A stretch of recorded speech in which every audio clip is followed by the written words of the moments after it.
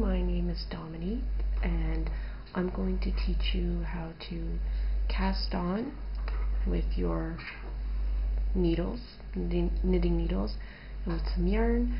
And what we're going to make is a simple I-cord. You may have seen I-cords in a hat. You can use it as a rope, and you can use it for many things.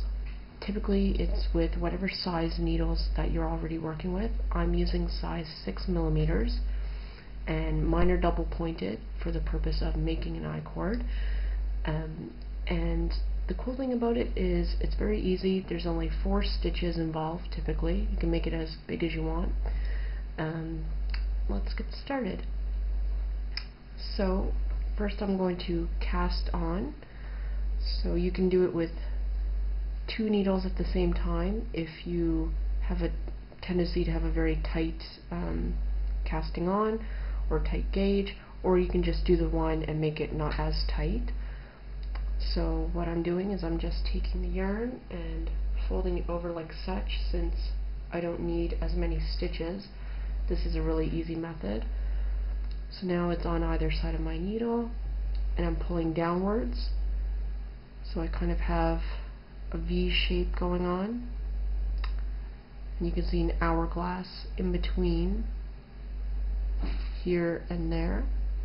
So I'm going to go under the thumb loop, over and through the loop on my forefinger, and back down into the thumb loop to create 2 stitches. Now it's creating 2 stitches at one time because we had the yarn wrapped around the needle to begin with. So now to do it again,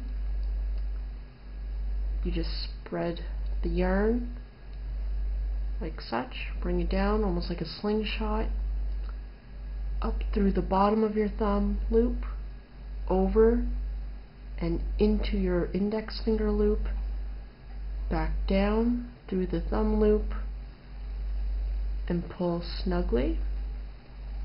So now we have 3 stitches. We're going to do one more, and then we can start making our I-cord.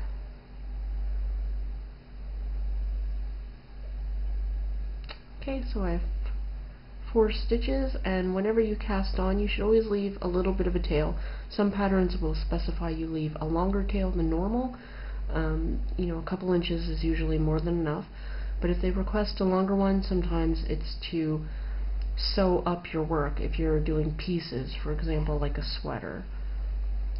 So now that I have 4, I'm going to take my other needle, and the other great thing about I-cord is that it's done only in a knit stitch, which we'll learn how to do right now. So to do a knit stitch, just put away the tail end, you don't need it. So this is going to be called your working yarn because it's attached to the ball of yarn at the end. So you take your working needle, insert it from the bottom of the loop upwards in a diagonal motion and in behind your left needle. Take your working yarn, wrap it around your working needle, and then you will pull through, pull your working needle back, and you should see that there's a hole here. So once again, you're just going to slowly pull it back towards the front and slide it off carefully, and that is your first knitted stitch. So again, you insert from the bottom up, in behind the left needle, wrap around or yarn over, common term, and then once it's all the way past, once your working yarn is past the left needle,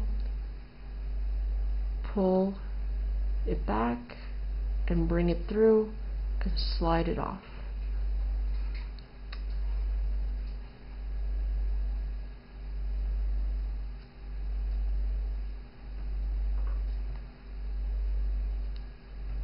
And the tighter that you hold your working yarn, the tighter your work will be, so it won't look as loose, it won't look as flimsy, and it won't be as stretchy depending on what you're trying to make.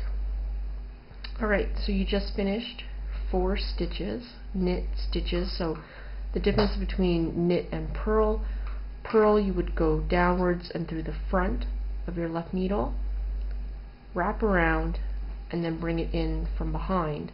But with the knit, you're going in from behind, yarn over, and pulling it through again.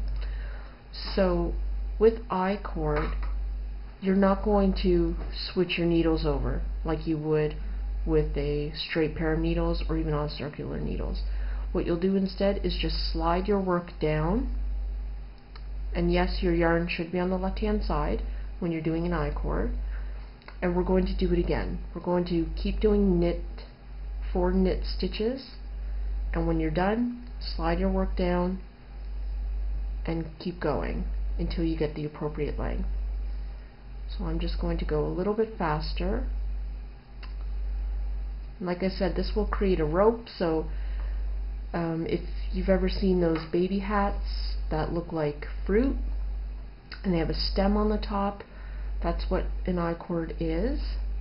Another good thing for I-cord, you can use it for a border on a sweater, like a piping.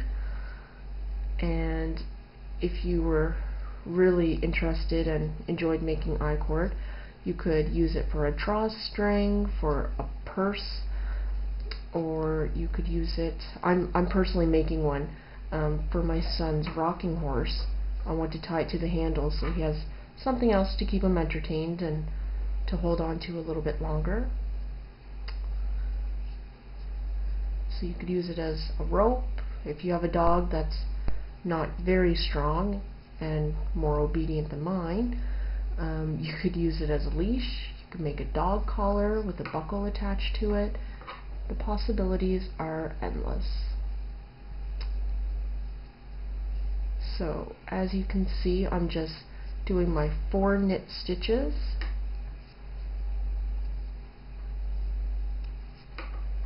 and I'm just tugging on my work lightly, just to bring down the material. And as you can see, there's V shapes, and that's what a knit stitch will give you, is a V on one side, and on the other side it would look like a purl stitch, which is more horizontal looking. I don't have my purl work with me, but that's okay. I'll do another example later. So yeah, so just keep going until your desired length, and then when you're done, pretend this is a lot longer, you would do your binding off. So when you're binding off, you would just knit your stitch as normal. Here we go. So you would knit 1 stitch, you would knit 2 stitches. Now you would take the first stitch that was knitted, or the previous stitch, and bring it over, and just completely bring it over the stitch you just worked. So once again, we have 1 stitch here already, so you would knit another, and then carry over, see here, carry over the previous stitch worked over your most recent stitch, and that's how you bind off. And you just continue to do that until you are down to 1. Then when you're down to 1, you would just make a little cut. I'll grab my scissors here.